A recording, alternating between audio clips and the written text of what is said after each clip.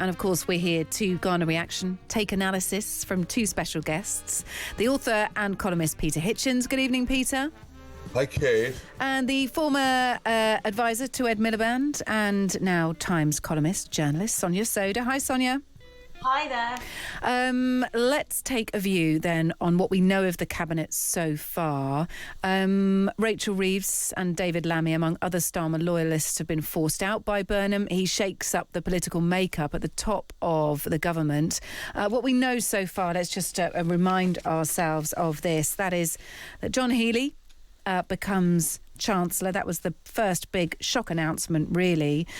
We know that Ed Miliband will be Foreign Secretary, Shabana Mahmood Home Secretary. Those are, joined alongside Pat McFadden, Work and Pensions. Yvette Cooper will take up Health Secretary. So some of the big ministers of state being announced here. There are still various vacancies and still some positions to fill. We've been speaking to Anthony Seldon, the political historian and author.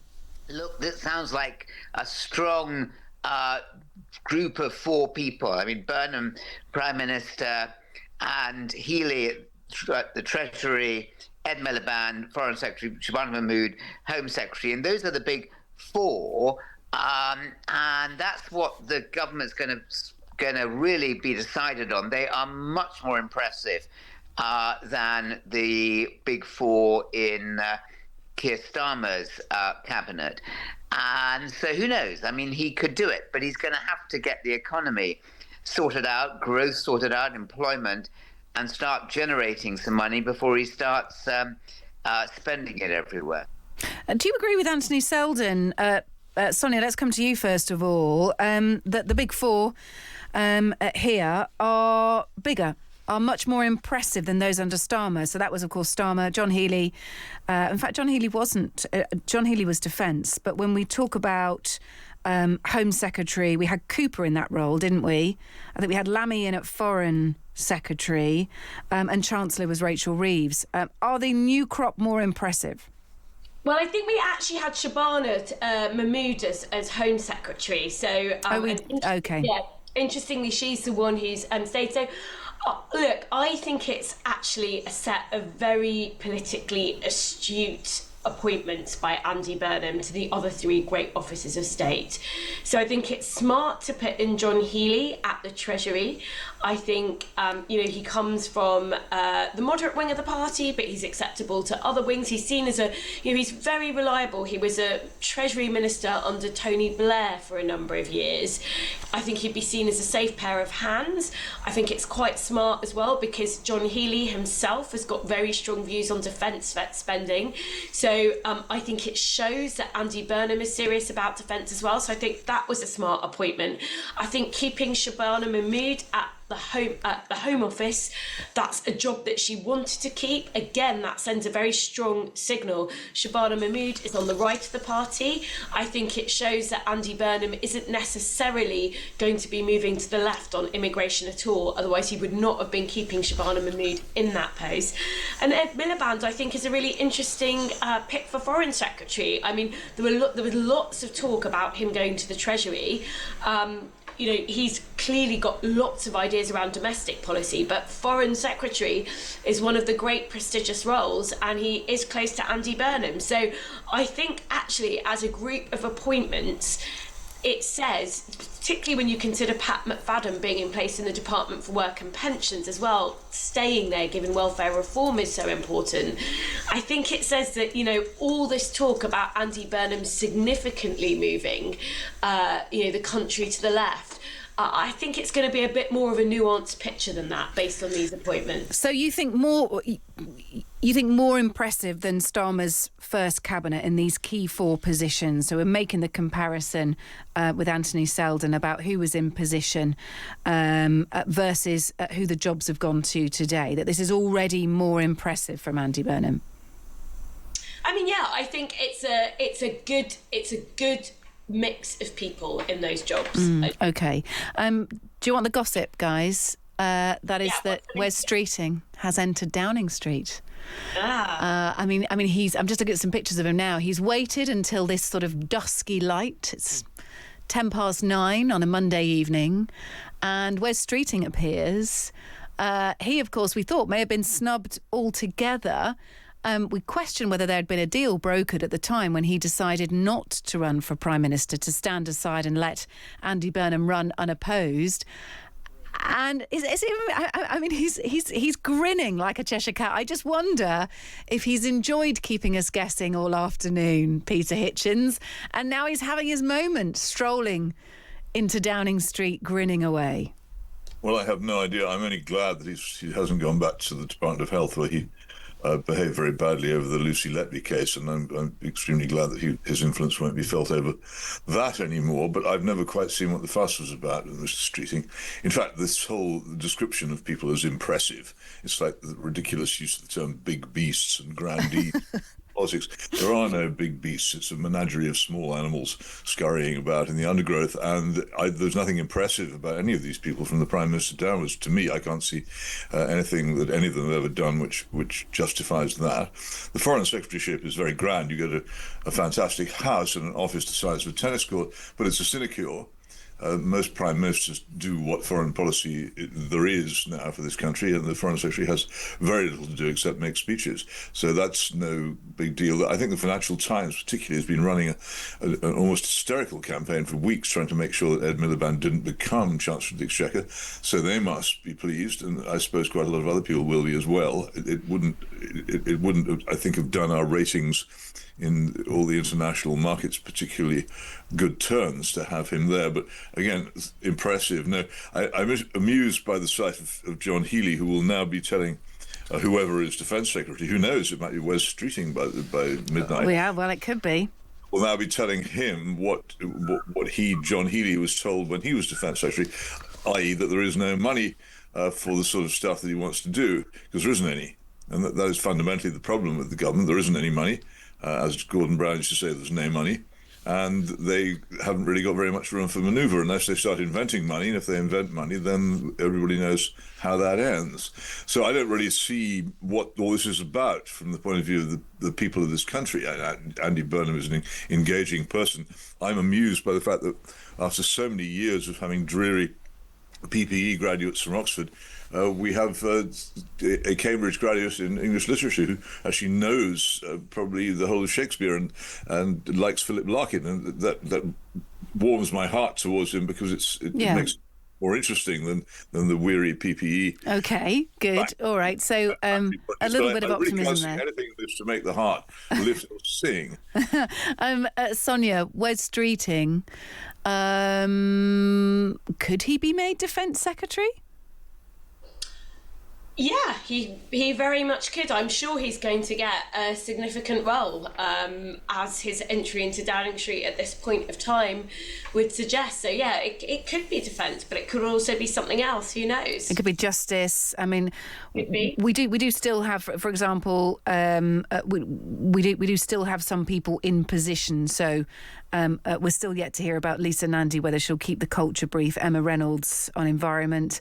Businesses thought will go to Johnny Reynolds. Housing could go back to Angela Rayner. Justice is up for grabs. Defence is up for grabs. Education, that could stay with Bridget Phillipson, couldn't it? Are you hearing any rumours at all on what might go or who might go where now, Sonia? I mean, obviously there's guesswork that we can all do and speculation kind of sitting here outside Downing Street. But I would say, if anything, the lesson of the last kind of 4 or 5 hours has been that a lot of the speculation, for example, was the chancellorship going to go to Ed Miliband or was it going to go to Shabana Mahmood, has been wrong. And that suggests that actually Andy Burnham's, the people around Andy Burnham are running a bit of a tighter, less leak-prone ship than Keir Starmer was.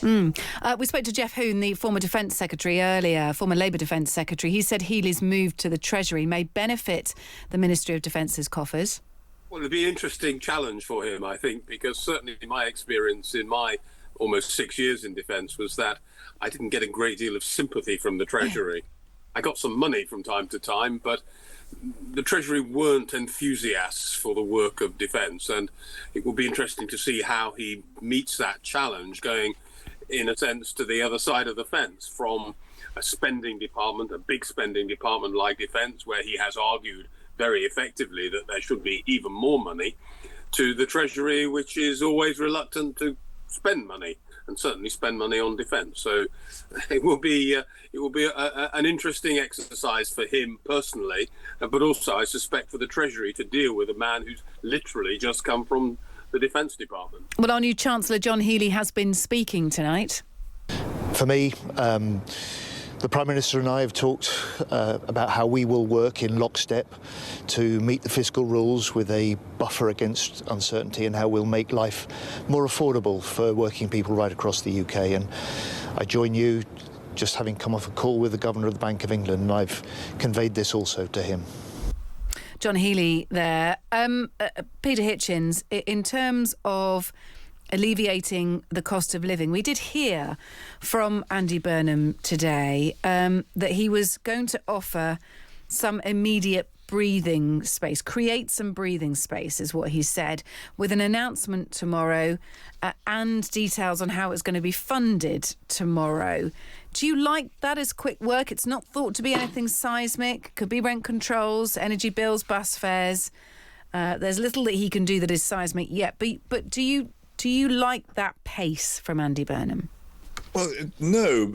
Speed is obviously important to establish himself in Downing Street. He has to do something. I mean, the announcement about rough sleepers, I think, was intended to give the strong impression of action. Though the word from Manchester is that when he was mayor of Manchester, he did something very similar, and it hasn't totally succeeded. So it may not be as impressive as it sounds. In this case, until we hear what it is, it's very difficult to know whether it's going to have much effect at all. There really aren't many things you can do with the tax system or any other part of the economy now, which aren't going to cost a great deal of money, and that is what he hasn't got.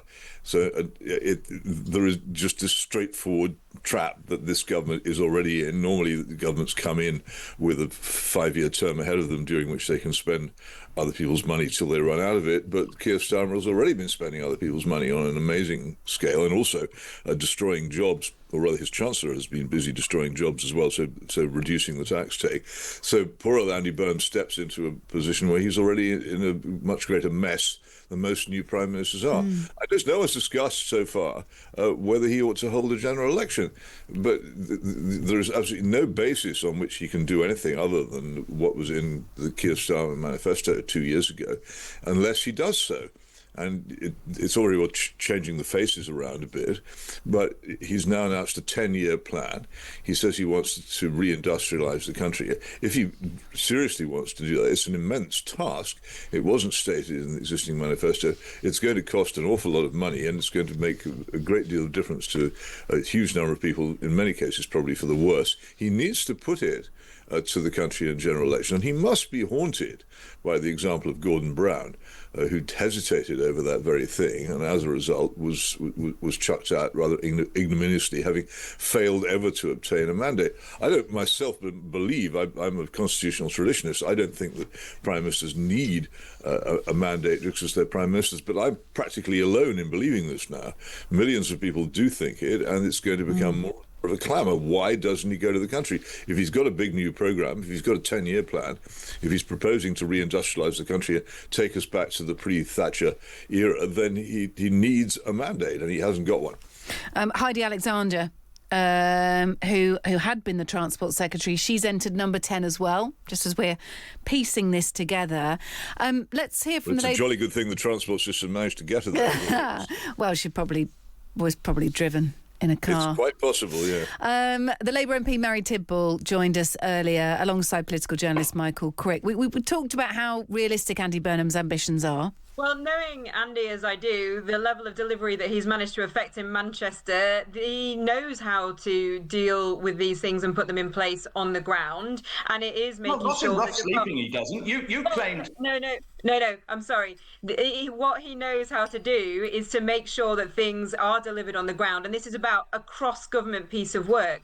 But I also just want to say, we've delivered already in government, and we will carry on delivering in government. We've brought NHS waiting list down. We have only So last is week. the We've one only last point? week. I'm going to finish, Michael. I had to sit and listen to you. We only just last week made sure that we nationalised steel. There's many things that we're already doing. Breakfast clubs, a whole host of things that we said we would do in our manifesto, and we're doing. Sonia, the difficulty is there are plenty of very, very interesting pledges from Andy Burnham. Something we haven't talked about so far tonight is that he wants social care to operate on the NHS principle. It should be free at the point of use, but that could cost as much as £18 billion a year. He said the current social care system's broken. It's costing the NHS billions as people are sent to hospital unnecessarily for long periods of time. That is something he's talked about. The problem when you're the man with the power who can do anything you want is trying to pick some easy wins, but also trying to get your message across without the electorate being impatient for it all to happen at once. And I think Andy Burnham's got a really tough job here. Everyone, voters are frustrated already because of Keir Starmer. Just because there's a new man in place, it doesn't mean that there's going to be extra patience factored in, does there? No, he has got a tough job, but I think what he said on social care, I mean, the real, as you said, Kate, the big question is how would you pay for a reform of that nature? But it shows that he's willing to grapple with some of these big questions. I mean, social care reform, it's crazy. It's been kicked into the long grass for like the last 30 years. There's been report after report after report saying the system is failing. We need to fix the way that it works. Personally, I happen to agree with Andy Burnham that it's nuts that if you get cancer, you get your care free on the NHS. If you get dementia, it's really luck of the draw. And, quite often you'll be having to pay for it yourself. You'll have to be having to run down any equity in your home. And if you don't have money, you just may not be able to get the care that you need because the means testing is so tight from councils. So I do think it's good that he's shown a willingness to talk about these very big questions. I think it's kind of a national disgrace that we haven't talked about what we want to do about social care as a country. But the devil is in the detail. He's facing exactly the same constraints that Keir Starmer has been for the last 2 years, which is that we live in a country where the economy has essentially been stagnant pretty much since the financial crisis. Living standards have been stagnant. The economic model is broken, and there's a huge amount of global instability. The UK is no longer, one of the leading economies in the world. We're no longer a leading voice, I think, in quite the same way on the world stage as we were 30 years ago. But so those are difficult. It's a difficult context in which to be Prime Minister. The question for Andy Burnham will be, can he make a start on all these very difficult reforms? Can he make some difficult trade-offs? Can he say to the public things like, well, for example, if you want a decently funded social care system, we might have to relook at the pension triple lock, for example. Can he hold that conversation with the public and make them see that there are no silver bullets to where we are as a country? There are things that need to be sorted out, and there are painful trade-offs to be made. You can't wave a magic wand and deliver economic growth like it's manna from heaven. I'm afraid things just don't work like that.